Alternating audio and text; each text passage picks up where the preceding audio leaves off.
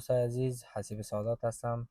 خوش آمدین به یک ویدیو دیگه. ما دوستای عزیز در این ویدیو و در این ولاگ میخوایم که شما را به یک جای خیلی زیبا و خیلی مشهور مدینه منوره ببرم. تقریبا از مسجد نبوی 40 کیلومتر دور است که در اصلا نامش وادی بیضاست و به وادی جن مشهور است. بنابر بعضی از گفته های مردم وادی جن همین نامش به وادی جن مشهور شده، چون جایی است که تقریبا یک چندین سرک است که در اینجا مردم همی تکسیرانه که مردم از زایرین نمیبره در این جای. باز جای است و همون سرک قوه جاذبه زمینش زیادتر است، موترها را تا حتی تا 120 کیلومتر که دنیتل باشه به سرعت میکشانه. دیگه از این جای زیبا دیدن میکنیم، همراه ما باشین و لذت ببرین.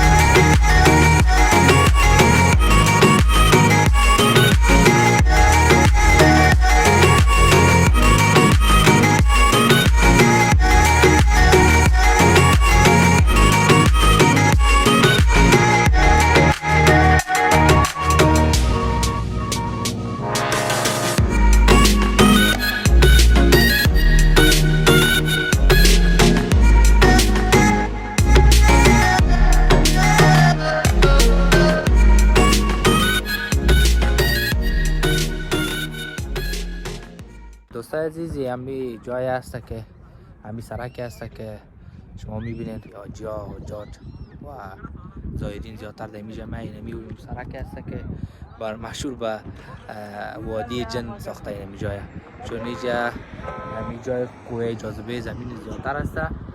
دیگه مردم که میایه موترها به شکل اگر دیتر هم باشه موترها دیگه موتر خودش تا 120 میره. شما میبینید که ماشاءالله زیاد حاجی آمده و خیلی ازدحام آمده این سرک این همی جای است. و دو موترها را که میبینید که جستاد است دوستای عزیز، تمامشان به خاطر همو تجربیات نیتل کردن موتر و بعضشان از بوتلای آب استفاده میکنن که ببینن که آیا این همی جای واقعیت همو چیزی که برشان گفته شدن هست یا نه. و ما هم بخیر به سفر خود ادامه میدیم و میریم تا آخرین نقطه بیضا. بیننده باشین دوستای عزیز.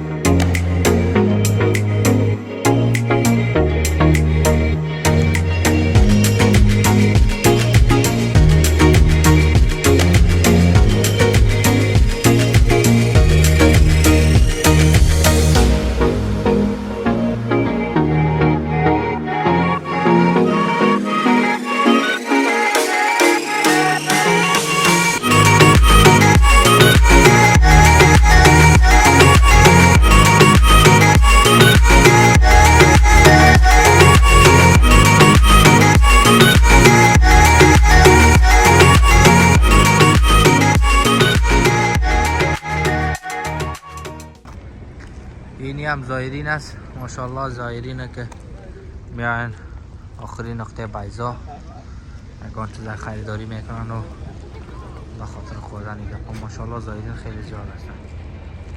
زایرین که از اینجا شدن اینجا پاکستان خیلی زیاد هست. یگان چیز به خوردن گرفتیم و چای و شیر و گپا هم جور کرده آورده بودیم و همی جا انتخاب کردیم به خاطر ششتن دیگه. پیش از این درخت انشالله استاد میکنیم موتره و فرش خودوار میکنیم و همی جا انتخاب کردیم دوستای عزیز.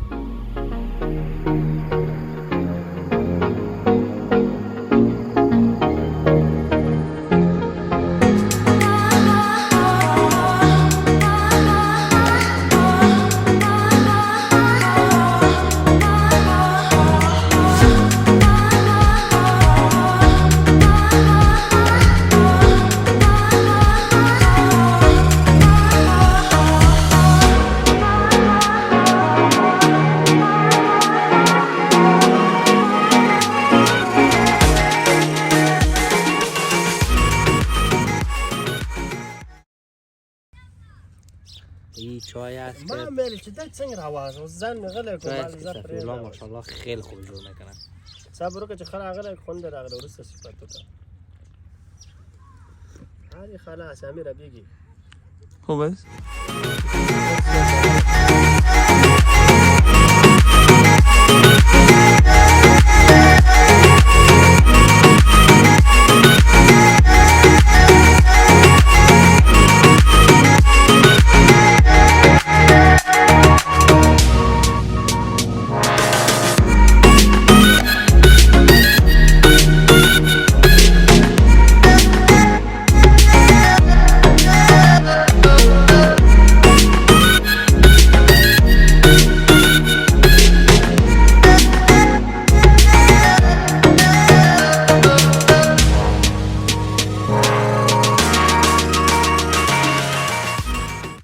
بعد از خواندن نماز شام حرکت کردیم به طرف شهر زیبای مدینه و این هم بود ولاگ وادی جن و یا وادی بیضا.